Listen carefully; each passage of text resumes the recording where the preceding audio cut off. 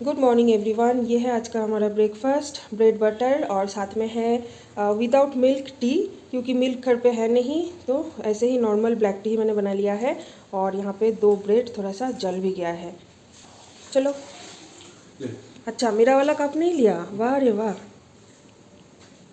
तो अभी हम लोग फिर से जा रहे हैं सर्विसिंग सेंटर, क्योंकि उन लोगों ने कॉल किया था, बोला है कि हाँ मतलब टेम्पोररी जो बंदोबस्त है उन लोगों ने कर दिया है ना। तो इसलिए अभी हम लोग जा रहे हैं, जाके देखते हैं कि गाड़ी का कैसा क्या हालत है। कल सुबह सुबह जब गाड़ी हम लोग सर्विसिंग के लिए देने के लिए जा रहे थे उस टाइम पे इतना ज़्यादा मन में खुशी थी, और फिर जब गाड़ी मिली उस टाइम पे तो डिसअपॉइंटमेंट था। तो पूरी रात तो सौरभ अच्छे से सोया भी नहीं, इसी टेंशन में कि पता नहीं क्या होगा। मैं नेक्स्ट टाइम से नहीं करवाऊंगा यार। तो इससे अच्छा तो लोकल के रास्ते करवाना है यार, क्यों इनसे करवाना। तो अभी सुबह सुबह उन लोगों का फ़ोन आया था, तो इसलिए अभी हम लोग जा रहे हैं, देखते हैं जाने के बाद क्या कंडीशन है, आप लोगों को अपडेट दूंगी। ऑटो हमारा यहाँ पे खड़े हैं कब से। हम लोग दोबारा ऊपर गए थे ये बैग लाने के लिए, क्योंकि इसमें है गाड़ी के सारे वैल्यूएबल्स। कल सर्विसिंग के टाइम पे सब कुछ हम लोग लेके आ गए थे ना। तो यहाँ पे पीछे देख सकते हैं हमारा नेक्सॉन खड़ा है। वो लोग ना आज भी कोशिश कर रहे थे थोड़ा सा डिनाई करने के लिए, लेकिन सौरभ ने यहाँ पे भी थोड़ा हंगामा मचाया है, थोड़ा चिल्ला मिली हुई है उन सब के बीच में। उसके बाद जाके उन लोगों ने फाइनली वो चीज़ कंपेंसेट अभी कर रहे हैं। तो हमारा जो सर्विसिंग चार्ज वगैरह जो कुछ भी है उसमें तो हम लोग थोड़ा सा डिस्काउंट करवाएंगे ही, और कुछ चीज़ें वो लोग अभी कर रहे हैं। थोड़ा सा टाइम लगेगा, तो मैं और सौरभ यहाँ पे अभी वेट कर रहे हैं थोड़ा। और फाइनली हमारा एल भी हटने वाला है, मतलब हटा दिया है। सौरभ ने बोला कि अभी एल हटा दो, अभी और ज़रूरत है नहीं, तो एल भी उन्होंने हटा दिया है। लेकिन वहाँ पे एक स्पॉट आ जाता है ना गम का, क्योंकि हम लोग टेप से चिपकाए थे, तो उसका एक स्पॉट है, अभी वो क्लियर कर रहे हैं। और अभी हम लोग वेट कर रहे हैं कस्टमर लाउंज में, क्योंकि और थोड़ा 10-15 मिनट का टाइम लगेगा। उसके बाद गाड़ी लेके हम लोग घर चले जाएंगे। चलो अभी थोड़ा खुश हो जाओ, अभी मुँह लटका के मत रहो, हो गया ना, ऑलमोस्ट प्रॉब्लम सॉल्व भी हो गया है। अभी मैं बनाऊंगी फटाफट लंच। 1 पॉट लंच मैं आज बनाने वाली हूँ। तो यहाँ पे देखिए हरी मिर्ची, प्याज, टमाटर को मैंने चॉप कर लिया है, और यहाँ पे है बॉइल्ड अंडा, और है फ्रेश मशरूम को मैंने ऐसे लंबा लंबा टुकड़ों में काट लिया है, और थोड़ी सी गर्म पानी में इसको ब्लंच भी कर ली है। और यहाँ पे है कुछ वेजिटेबल्स, मोटा मोटा कटी हुई आलू, गाजर, लंबा लंबा बीन्स, और है हरी मटर, और यहाँ पे है बासमती राइस, और ऑब्वियसली जिंजर गार्लिक पेस्ट तो जाएगा ही। 1 पॉट रेसिपी है तो ऑब्वियसली कुकर में बनाऊंगी। क्वांटिटी थोड़ा ज़्यादा बना रही हूँ, क्योंकि हमारे नेबर का कटोरी हमारे पास है। घर जाने से पहले वो लोगों ने कुछ दिया था, तो उनको आज उनके कटोरी लौटाऊंगी। और बाय द वे आज मैं बना रही हूँ मशरूम पुलाव, मतलब वेजिटेबल पुलाव भी आप बोल सकते हो, जिसमें मैं अंडा भी ऐड करने वाली हूँ। तो अंडा, मशरूम, सारे वेजिटेबल्स डाल के मशरूम पुलाव में बनाऊँगी, और हम दोनों खाएँगे और हमारे नेबर को भी थोड़ा सा भेजूँगी। तो देखिए अंडा को मैंने थोड़ी सी नमक हल्दी डाल के फ्राई कर लिया है, और डाल दिया है थोड़ी सी रिफाइंड ऑयल, और साथ में थोड़ी सी घी और तेज पत्ता भी डाल दिया है। अब यहाँ पे कुछ खड़े मसाले हैं जो कि हम लोग बिरयानी में यूज़ करते हैं, तो ये सारे मसाले अभी डाल देना है। रेसिपी बहुत ही सिंपल है। प्याज, हरी मिर्ची, टमाटर को थोड़ा सा फ्राई कर लेना है। उसके बाद जो कटी हुई सारे वेजिटेबल्स है ना उसको डाल देना है, थोड़ी सी नमक हल्दी, और उसके बाद अभी जो यहाँ पे मशरूम और अंडा है ना ये भी हमें एक ही साथ डाल देना है, क्योंकि मशरूम को भी थोड़ा सा फ्राई काइंड ऑफ बना लेना है सारे सब्जी के साथ। और इन सारे चीज़ों को अच्छे से चलाने के बाद चावल डाल देना है, और अंदाज़ा से पानी डाल के 1 सीटी लगा लेने से ही बन जाएगा हमारा खिली खिली पुलाव। तो ये देखिए हमारा पुलाव कितनी खिली खिली बनी है। पानी का अंदाज़ा अगर ठीक रहेगा ना तो बहुत ही ज़्यादा खिली खिली बनती है। तो ये मैंने सर्व कर लिया है, और यहाँ पे सौरभ ने थोड़ी सी अचार भी ले लिया है, क्योंकि दही आज नहीं है ना, हम लोग गला खराब की वजह से दही अभी नहीं खा रहे हैं, तो कुछ तो चाहिए इसके साथ, तो इसलिए अचार ले लिया है। Hello everyone, good afternoon. आज फिर से मैं 3 से 4 दिन बाद कैमरे के सामने आ गई हूँ। लास्ट 3 से 4 दिन में बहुत कुछ हो गया है हमारे लाइफ में, जो कि आप लोगों से मैंने बिल्कुल भी शेयर नहीं किया है। जो अभी तक जो आप लोगों ने लास्ट वाला व्लॉग आप लोगों ने देखा है ना, मैंने मशरूम और एक पुलाव बनाई थी, वो था 3-4 दिन पहले का। उसके बाद बीच में 3-4 दिन मैंने कुछ भी शूट नहीं किया, नथिंग। इतना ज़्यादा अपसेट भी थे, मेरा थोड़ा सा तबीयत भी ख़राब हुआ था एक्चुअली उस दिन ना, मशरूम वगैरह वो बनाने के बाद। फिर मेरा पार्लर सर्विस था, तो यस मैडम से एज यूजुअल मैं बुक की थी, तो फेशियल और वैक्सिंग ये सब में थोड़ा सा तो टाइम लग ही जाता है ना। उस दिन ना वेदर भी थोड़ा सा ख़राब था, बारिश वारिश हो रही है बैंगलोर में, काफ़ी लोगों को पता ही है, निम्नचाप जिसे बोलते हैं, तो वेदर काफ़ी ज़्यादा ख़राब है। कंटिन्यूसली 24 आवर्स सिर्फ बारिश ही होती जा रही है। तो इस हालत में मैंने पार्लर सर्विस लिया था, और पता नहीं शायद ठंड लग गई थी या क्या, मुझे हल्की किसी फीवर काइंड ऑफ हो गई थी, तो उस दिन भी मैंने व्लॉग नहीं बनाया। और नेक्स्ट दिन एक हादसा हो गया है दोबारा। आई रियली डोंट नो कि हमारे फैमिली के साथ क्या हो रहा है, लेकिन लगातार कुछ ना कुछ हमारे साथ होते ही जा रहा है, जिसका कोई भी अंदाज़ा ही नहीं है कि क्यों हो रहा है। तो क्या हुआ, उस दिन तो मेरा वैसे भी तबीयत ख़राब था, तो हम लोग रात के टाइम पे सोए। सुबह के 3 बजे 2:30-3 बजे के आसपास मेरी बहन ने मुझे कॉल करके बोली कि आप लोग खुद भी शॉक हो जाएंगे मैं जब ये न्यूज़ आप लोगों को बताऊंगी। तो मेरे बहन ने मुझे रात के 2:30-3 बजे कॉल करके बताई कि दीदी छोटा मामा और नहीं रहे। छोटा मामा यानी आप लोगों को पता है ना, सौरभ के बर्थडे वाला व्लॉग में मैंने आप लोगों से शेयर किया था सब कुछ। मतलब जो मामा हमारे बिल्कुल घर के बगल में ही रहते थे, उनके घर पे इनविटेशन भी किए थे ना वो लोग। हम लोग शादी के बाद फर्स्ट टाइम उनके घर पे गए थे इनविटेशन पे। और फिर बर्थडे के दिन मैंने उन लोगों को हमारे घर पे इनवाइट किया और खाना वाना बनाए, सब लोग एक साथ मिलके खाना खाए, मस्ती किए। कैसे पता कि जिस इंसान को मैं अपने हाथों से खाना बना के खिला के आई हूँ, इतना बातचीत करके आई हूँ, इतना टाइम स्पेंड करके आई हूँ, उसके 3-4 दिन बाद ही वो आदमी गुजर जाएंगे। ये टोटली अनप्रेडिक्टेबल है। सच में बोलते हैं ना, life is too much unpredictable. तो इसका और क्या ही एग्जाम्पल भगवान हम लोगों को देंगे, आई रियली डोंट नो। बहुत ही बुरा ये न्यूज़ था। मैं तो रात के 3 बजे ना अपने कान को भी मैं बिलीव नहीं कर पा रही थी। मुझे ऐसा लग रहा था कि मैं कोई सपने में हूँ, शायद सुबह के टाइम पे मेरी सपना खुलेगी और फिर मैं सोचूंगी कि अरे क्या भयंकर सपना आया था मुझे। लेकिन ऐसा बिल्कुल भी नहीं है, ये एक्चुअली हकीकत है। मामा को तबीयत खराब तो इतना मामा का कुछ नहीं था, नहीं बताऊंगी कि बहुत ज़्यादा तबीयत खराब था। मामा का थोड़ा सा नींद का इशू था। मामा को ना रात को नींद नहीं आती थी बहुत साल पहले से, तो मामा नींद के गोली वगैरह लेते थे, शायद नर्व के इश्यूज़ की वजह से हो सकता है। तो मामा का ट्रीटमेंट भी चल रहा था। ऐसा नहीं है बहुत मेजर ट्रीटमेंट है या मेजर इशू है, ऐसा बिल्कुल भी नहीं है। कोलकाता मामा जाते थे कभी कभी, मेरे भाई मामा को लेके जाते थे कोलकाता में, वहाँ पे डॉक्टर चेकअप होता था। और थोड़ी सी गैस एसिडिटी का प्रॉब्लम वो तो हम सबको ही होता है, हमें तो इस उम्र में ही होता है। तो मामा का तो इतना उम्र था भी नहीं, मतलब गुजर जाने का उम्र तो बिल्कुल भी नहीं था। 55 या 56 के आसपास मामा का एज था। तो इस एज में तो थोड़ा सा गैस एसिडिटी का प्रॉब्लम आजकल सबको ही होता है। लेकिन गैस एसिडिटी की वजह से कोई इंसान ऐसे अचानक चला जा सकता है, ये टोटली हमारा, मतलब मैं स्पीचलेस हूँ, कुछ एक्सप्लेन करने के लिए वर्ड ही नहीं है मेरे पास। तो मैंने फिर पूछा मेरे बहन को कि क्या हुआ था, तो मेरे बहन ने बताया कि सुबह के टाइम से ही मामा को थोड़ा सा गैस एसिडिटी का प्रॉब्लम हो रहा था, दवाई भी लिए थे, इंजेक्शन भी लिए थे गैस का। तो वो उस सब कुछ के बाद थोड़ी सी रिकवर हो गए थे मामा। फिर रात के टाइम पे अचानक से 11:30-12 बजे के आसपास बहुत ही ज़्यादा मामा को ना अनकंफर्टेबल फील होना स्टार्ट हो गया। तो डॉक्टर के पास लेके जा रहे थे। मेरे भाई ने एम्बुलेंस बुक किया था, मेरी मम्मी और मेरे मामी मिलके, दोनों मिलके मामा को एम्बुलेंस में बिठा के लेके जा रहे थे हॉस्पिटल। और मेरे भाई और मेरे बहन वो दोनों बाइक से जा रहे थे हॉस्पिटल। और ट्रस्ट मी, मेरी मम्मी इतना ज़्यादा अभी शॉक में आ गई है ना, मेरा मामा मेरे मम्मी के गोदी में ही दम तोड़ दिया।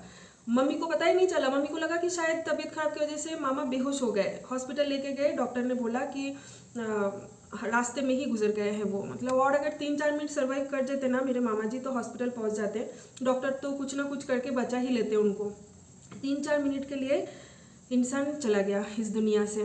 तो वो चीज़ ना मेरे मम्मी को बहुत ज़्यादा दिल पे लग गई है कि मेरा भाई कैसे मेरे गोदी में ही दम तोड़ दिया, मतलब मेरे मम्मी के गोद में ही सर रख के गुजर गए। तो हमारे फैमिली के ऊपर से क्या जा रहा है मैं सच में बता नहीं सकती। मुझे यही सोच के बहुत ही अजीब लग रहा है कि मामा का ये जो नींद का इशू है ना, सौरभ को जब मामा ने बताया तो सौरभ ने बोला कि मामा आप इतना टेंशन मत लो और नींद का दवाई वगैरह लेना नहीं चाहिए। आप एक काम करो, आप बैंगलोर आओ, बैंगलोर में अच्छे मेडिकल फैसिलिटीज़ हैं, आपको बैंगलोर में डॉक्टर दिखाएंगे। तो मामा ने फिर बोला कि हाँ बैंगलोर जाएंगे, देखते हैं, टाइम निकालना पड़ेगा, ऑफिस से छुट्टी लेना पड़ेगा, क्योंकि मामा तो गवर्नमेंट जॉब करते थे ना, तो छुट्टी वगैरह भी लेना पड़ेगा। तो ये सब कुछ बातचीत हुआ। मामा बोल रहे हैं कि हाँ तुम लोगों का कार तो मैं सिर्फ ब्लॉग में ही देखती हूँ, जब बैंगलोर जाएंगे डॉक्टर दिखाने के लिए फिर तुम लोगों के कार से हम लोग कहीं पे घूमने जाएंगे। ऊटी मामा को घूमने का बहुत ज़्यादा मन था, मामा बोल रहे थे ऊटी चलेंगे। वो नौबत आएगी ही नहीं, यही सोच के इतना अजीब सा लग रहा है। आप लोग शायद देखे भी है ना, मामा सौरभ के बर्थडे वाला दिन में सौरभ के बिल्कुल बगल में ही बैठ के खाना खा रहे थे। मैंने अपने हाथ से मामा को खाना सर्व किया। क्या ही बोलूँ, मेरे ठीक है छोड़िए। तो वो चीज़ तो हो गया, ठीक है। मैं तो अपने कान को भी बिलीव नहीं कर पा रही थी कि क्या हो गया। ये वाला मामा ना मेरा सबसे छोटा वाला मामा था। मेरा बड़ा मामा है, उसके बाद मजला मामा है, उसके बाद और एक मामा है, उसके बाद मेरा छोटा वाला मामा, उसके बाद मेरी मम्मी सबसे छोटी है। तो भगवान की कृपा से बाकी सारे जितने मेरे बड़े मामा हैं वो सब लोग भगवान की कृपा से बहुत अच्छे हैं। बड़े मामा का भी तबीयत ख़राब चल रहा है काफ़ी साल से, लेकिन फिर भी चलो सब लोग अच्छे हैं। ये था मेरा छोटा वाला मामा। कुछ भी अंदाज़ा ही नहीं है कि मैं क्या ही बोलूँ और कैसे रिएक्ट करूँ उस सिचुएशन में। मैं तो इतना रोई, फूट फूट के रोई। मेरी बहन ने, मम्मी ने मुझे वीडियो कॉल किया वीडियो कॉल करके मुझे दिखा रहे थे कि ऐसे लेटे हुए हैं, माला वगैरह, चंदन का टीका, तुलसी का पत्ता, जो हमारे रिचुअल्स में होते हैं। मैं वैसे कभी मामा को देखूंगी, वो भी इस एज में, मामा का जो एज था इस एज में मैं मामा को ऐसे देखूंगी, मैंने कभी सोचा ही नहीं था सीरियसली। ये सब कुछ देखने के बाद ना ऐसा लग रहा है कि आदमी कब कैसे गुजर जाए कुछ गारंटी नहीं है लाइफ का। हम लोग इतना पैसा सेविंग्स करते हैं फ्यूचर के लिए कि अरे फ्यूचर में काम आएगा, बुढ़ापे में काम आएगा। क्या पता हम लोग बुढ़ापे में रहेंगे या नहीं रहेंगे, है ना। देखिए मैं आपको बोल रही हूँ ना, मेरे गूज़बम्स आ रहे हैं। तो चलो, ये वाला दिन तो हमारे लिए बहुत ज़्यादा हेक्टिक था। जैसे तैसे इस दिन को हम लोगों ने ओवरकम कर लिया। ना घर पे हमारा खाना बना ना कुछ, मैं पूरी दिन रोती रही। सौरभ बस थोड़ा सा कुछ दाल चावल बना के मुझे खिला दिया था। ये वाला दिन हम लोग थोड़ा सा रिकवर कर गए शाम तक। फिर रात को अच्छे से नींद भी नहीं हुई, कुछ भी नहीं, ये सब कुछ दिमाग में आ रहा था। फिर सुबह के तब 7:30-8 बज रहा था। मेरी सासू माँ ने कॉल किया, कॉल करके सौरभ को बताया कि मेरी जो जेठानी जी है ना, यानी मैं दीदी भाई बोलती हूँ, दीदी भाई के दादाजी वो नहीं रहे, वो गुजर गए। उनको भी थोड़ा सा एज हुआ था, लेकिन ऐसा नहीं है कि गुजर जाने वाला एज या गुजर जाने वाला ऐसा कुछ इंसिडेंट, ऐसा बिल्कुल भी नहीं था। ये भी सडन डेथ था, तो वो गुजर गए। फिर मेरे दिमाग में यही आ रहा था कि भाई हो क्या रहा है हमारे फैमिली के साथ, क्या कुछ हम लोगों ने गलती कर दी है, क्या कभी कोई कुछ पाप किया है, क्या चल रहा है हमारे लाइफ में, आगे क्या आएगा। तो ये न्यूज़ सुन के दोबारा हम लोग शॉक हो गए कि एक ही साल में इतने सारे डेथ। पहले तो सौरभ के बड़े पापा चले गए, उनके बाद उनके वाइफ चले गए, बस कुछ ही दिन के गैप में ही, 1 महीने का गैप में ही। उसके बाद जो सौरभ का मजला वाला बड़े पापा थे वो भी गुजर गए। उसके बाद पापा चले गए, उसके बाद मेरे मामा, उसके बाद दीदी भाई के दादू। चल क्या रहा है हमारे फैमिली में आप लोगों को अगर पता होगा तो डेफिनेटली मुझे कमेंट बॉक्स में कमेंट करके बताना। ये जो स्माइल के साथ मैं आप लोगों से ये शेयर कर रही हूँ ना, दिल में क्या क्या है वो मैं आप लोगों को दिखा भी नहीं सकती, बता भी नहीं सकती। आई होप कि आप लोग मेरे फीलिंग समझ सकते हैं। तो एक फैमिली के ऊपर से लगातार अगर कंटिन्यूसली ऐसे कुछ चीज़ें गुजरे तो उनके फैमिली के साथ क्या होता है और उनके दिल और दिमाग में क्या इफेक्ट पड़ता है, ये शायद मैं भगवान को प्रे करूँगी कि ऐसा दिन किसी को देखना ना पड़े। तो इसीलिए मैंने लास्ट कुछ दिन से व्लॉग वगैरह कुछ भी नहीं बनाई थी। कल हम लोग निकले थे, यहाँ पे तो बहुत ज़्यादा वेदर ख़राब है, बारिश वगैरह है, आप देख सकते हो बैकग्राउंड में चेयर वगैरह में मैंने कपड़ा डाल के रखी है, क्योंकि बाहर इतनी ज़्यादा बारिश हो रही है ना, कुछ भी सुखाने के लिए जगह नहीं है। तो मैं घर के अंदर ही सोफे के ऊपर, दरवाजे के ऊपर, चेयर के ऊपर ऐसे ही हम लोग कपड़ा सुखा रहे हैं। तो प्लीज़ थोड़ा सा बैकग्राउंड को इग्नोर करना। कल इतना बारिश में भी हम लोग थोड़ा निकले थे, मैं और सौरभ हम दोनों गए थे BTM लेआउट। सौरभ का जो भिक्के माँ है ना, काकी माँ बोलते हैं, आप लोगों ने व्लॉग में देखा उनको। उनका भी तबीयत ख़राब है, पापा के साथ साथ यानी मेरे फादर इन लॉ के साथ साथ उनको भी कैंसर हो गया है। मतलब उस टाइम पे मैंने ये सारी चीज़ आप लोगों को और शेयर नहीं की थी, क्योंकि होता है ना, हर चीज़ कैमरे के सामने बोलना अच्छा भी नहीं लगता। तो पापा का जिस टाइम पे कैंसर डिटेक्ट हुआ था ना, उसी टाइम पे काकी माँ को भी कैंसर हुआ था, मतलब हम लोगों को पता चला था उस टाइम पे। तो काकी माँ का ट्रीटमेंट तो चल रहा है फोर्टिस हॉस्पिटल से, और भगवान का लाख लाख शुक्र है कि काकी माँ पहले से बहुत ज़्यादा बेटर है। केमो वगैरह सब कुछ काकी माँ का चल रहा है। तो कल हम लोग गए थे थोड़ा काकी माँ को देखने के लिए। ऑब्वियसली इतना सारा केमो लेके, काकी माँ का ऑलमोस्ट 11-12 केमो तो हो गया है। इतना सारा केमो लेके आदमी का थोड़ा सा तो हेल्थ का प्रॉब्लम होता ही है ना, बाल झड़ना ये वो, तो ये सब कुछ तो होता ही है। लेकिन हाँ, काकी माँ ठीक ठाक है, अपने हाथ से खाना बना पा रही है, घर का काम कर रही है, उठना चलना सब कुछ कर रही है, घर पे रह के उनका ट्रीटमेंट चल रहा है। तो ये एक अच्छी बात है। तो काकी माँ को देख के कल ना सच में बहुत अच्छा लगा। तो इतने सारे जो चीज़ हमारे साथ चल रहा था वो कल वहाँ पे जाके थोड़ा सा ऐसा लगा कि नहीं, माइंड फ्रेश हो गया। काकी माँ का जो ये हेल्थ का कंडीशन जैसे धीरे धीरे ठीक हो रहा है ना, ये देख के बहुत अच्छा लगा। तो वो सब कुछ हो गया। आज सुबह के टाइम से भी मेरा ब्लॉग बनाने का कुछ भी मूड नहीं था। फिर सौरभ ने मुझे बोला कि लास्ट कुछ दिन से तो तुम कैमरा पकड़ ही नहीं रहे हो, क्या हो गया। तो मैंने बोला कि ऐसा ऐसा चीज़ है, अच्छा नहीं लग रहा।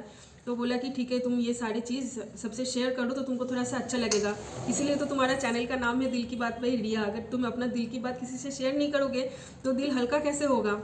तो मैंने सोचा कि हाँ, ये बात भी ठीक है। तो आज मैंने कैमरा उठा ही लिया और फाइनली इतने सारे दिन से जो कुछ भी मेरे अंदर जमा हुआ था ना, मैंने आप लोगों से शेयर किया है। तो चलिए, अभी तो दोपहर का टाइम है, बाहर खतरनाक बारिश हो रही है, ठंड भी है, काफ़ी ठंड है। 15-16 के आसपास टेम्परेचर चल रहा है यहाँ पे। तो मैंने एक चादर भी ओढ़ लिया है। तो चलो तुम पूजा करे ना। सौरभ ने नहा लिया है, वो पूजा कर लेगा। मैंने हेयर वॉश नहीं किया है, तो मैं अभी जाऊँगी किचन में, खाना बनाऊँगी। चलिए चलते हैं। सो बाहर वेदर इतना गंदा है ना, बारिश ही बारिश होते जा रही है। तो आज सौरभ ने बोला कि थोड़ा खिचड़ी बनाने के लिए। तो यूजुअली तो मैं चावल और मूंग दाल की खिचड़ी ही बनाती हूँ, लेकिन आज मूंग दाल घर पे नहीं था, तो मैंने यहाँ पे मसूर के दाल के साथ ही आज खिचड़ी बनाने वाली हूँ। और यहाँ पे है कुछ वेजिटेबल्स, बीन्स, मटर, गाजर, आलू मैंने काट लिया है। गोभी घर पर ख़त्म हो गया, अदरवाइज़ गोभी डालने से और भी ज़्यादा ये मज़ेदार बनता है। और ये है टमाटर, हरी मिर्ची। ये देखिए बाहर का हालत, एक झलक भी सूरज का नहीं दिख रहा है लास्ट 3 से 4 दिन से। और इतनी ज़्यादा ठंड है ना, रास्ते में तो सब लोग स्वेटर वगैरह पहन के निकल रहे थे। हम लोग भी जब कल गए थे काकी माँ को देखने के लिए, उस टाइम पे भी हम लोग मोटा स्वेटर वगैरह, टोपी सब कुछ पहन के गए थे। घर पे तो हम लोग जैसे चारों तरफ अच्छे से बंद करके रखते हैं ना, तो घर थोड़ा सा गर्म ही रहता है, इसलिए घर पे थोड़ा सा अगर चादर ओढ़ लेते हैं तो ये काफ़ी है। अदरवाइज़ बाहर का नज़ारा देखिए, पूरा क्लाउडी है। और बारिश हो के ना ये ग्राउंड जो है यहाँ पे पानी जम गया था। आज सुबह के टाइम पे देख रही हूँ कि पानी थोड़ा सा कम हो गया है। रास्ते में तो हर जगह पे वाटर लॉक हो गया है। सौरभ को कल से ऑफिस भी जाना है, उसका ऑफिस खुल रहा है, मतलब ऐसे मैंडेटरी नहीं है, शायद हाइब्रिड मॉडल होगा, 2 से 3 दिन ऑफिस जाना पड़ेगा हफ्ते में और बाकी दिन वर्क फ्रॉम होम। तो अभी सौरभ वही बोल रहा था कि अगर वेदर ऐसा रहेगा, वाटर लॉक है अगर कुछ कुछ जगह पे, तो फिर मैं ऑफिस कैसे जाऊँगा। तो देखते हैं उसके ऊपर वो खुद देख लेगा क्या करना है। तो मेरा खिचड़ी यहाँ पे बन गया है। खिचड़ी के साथ आज मैं कुछ बनाऊँगी नहीं, बस पापड़ फ्राई कर लूँगी, दैट्स इट। क्योंकि अच्छा नहीं लग रहा है, मूड अच्छा नहीं लग रहा है, खाना बनाने का मन नहीं हो रहा है।